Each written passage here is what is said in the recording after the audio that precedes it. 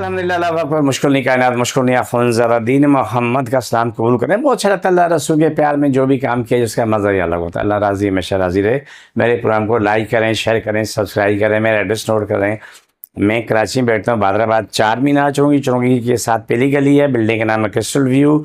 मैं उसमें बैठता हूँ, वो कोने में सलानी वाले हैं, दोनों एक ही गली में। सुबह 11 से रात 8 रोज़ाना, इतवार सुबह 10 से 2 का टाइम होता है। वो लोग जिनके कंधे जाम हो जाते हैं, फ्रीज हो जाते हैं, कहते हैं फ्रोजन शोल्डर, वो हाथ यूँ रखे बैठे होते हैं।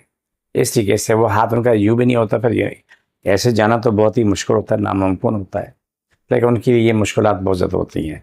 ये काबिल इलाज मर्ज़ है, ऐसा नहीं कि इलाज, बेहतरीन इलाज होता है हमारे पास। जब आप आते हैं, दम होता है, आपको दवाएँ दी जाती हैं, चंद दिन की मेहनत होती है। चंद दिन की मेहनत के बाद अल्हम्दुलिल्लाह सुम्मा अल्हम्दुलिल्लाह आप अपनी ज़िंदगी में आ चुके होते हैं और बड़े मज़े की ज़िंदगी गुजार रहे होते हैं।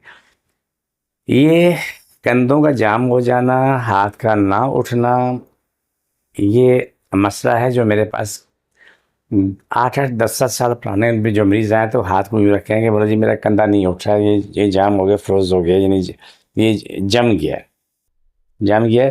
तो बस वो उसको लेके यूँ करता था, यूँ इससे आगे नहीं जाता था।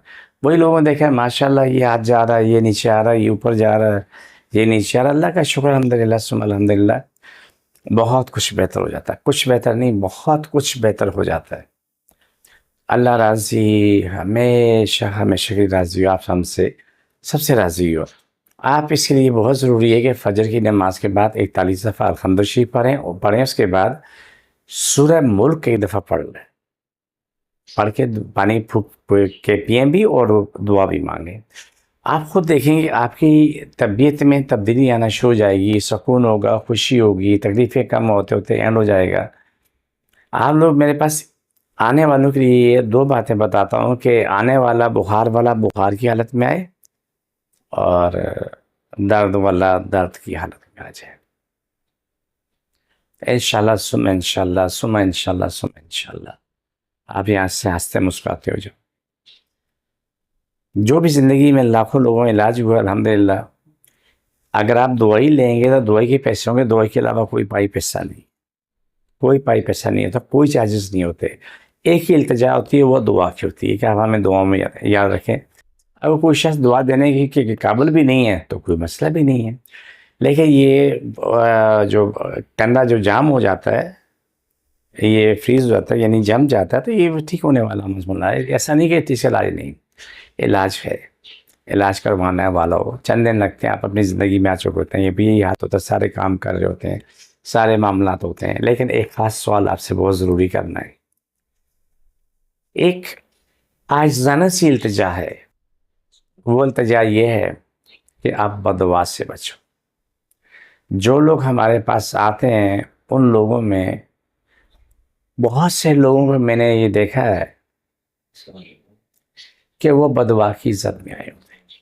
उन्होंने किसी न किसी पे ज़ुल्म किया होता है, किसी का माल खाया होता है, किसी से बददुआ दी होती है, किसी से कोई बददुआ ली होती है, जो भी है कोई देता रहता है, जो भी मामला करता है। तो हमेशा याद रखो कि इससे बचो, ये बहुत बुरा अंजाम है, बहुत बुरा अंजाम। हमेशा के लिए ये होता है कि जो लोग बददुआएँ देते हैं वो मजबूर होकर देते हैं, लेकिन कुछ लोगों की आदत होती है, उनकी खसलत गंदी होती है कि सुबह हर बात पे बददुआ निकलती है। एक माँ को देखो, उसकी ज़बान से बददुआ निकलती रहती है, अपनी औलाद को बददुआ देती है। औलाद आती हो चुकी, औलाद उस माँ की या बाप की बददुआ की फ़िक्र नहीं करती, लेकिन माँ बाप से भी पूछना ज़रूर है कि तूने बददुआ क्यों दी, क्यों दी? अगर बददुआ की अगर कुछ सबक पढ़ना हो तो सबसे एक छोटी सी दरख्वास्त है, हज़रत नूह अलैहिस्सलाम को ज़रूर पढ़ो।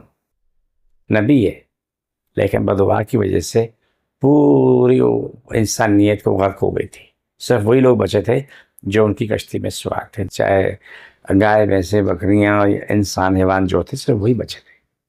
तो मैं इल्तिजा करता हूँ कि दुआ से बचो। मैं भी इंसान हूँ, कभी कभी मुझे भी गुस्सा आता है, कोई तकलीफ़ होती है, जब दिल से बात आती है मेरा आपसे फ़ौरन दुआ करता हूँ, अल्लाह तो मुझे माफ़ कर दे, ये कभी बददुआ ना निकले।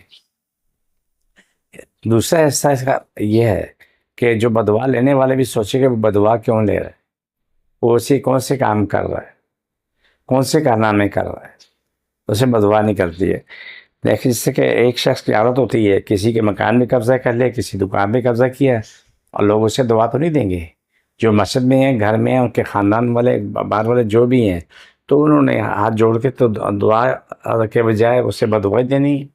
लेकिन ऐसे लोगों का अंजाम बहुत बुरा होता है, भयानक तरीन होता है। तो कोशिश करें कि बददुआ से बचें। ठीक है, तो अल्लाह रहम व करम वाला मामला का, जिसको जहाँ जहाँ तकलीफ है वहाँ पर हाथ रखें। बिस्मिल्लाह रहमान रहीम।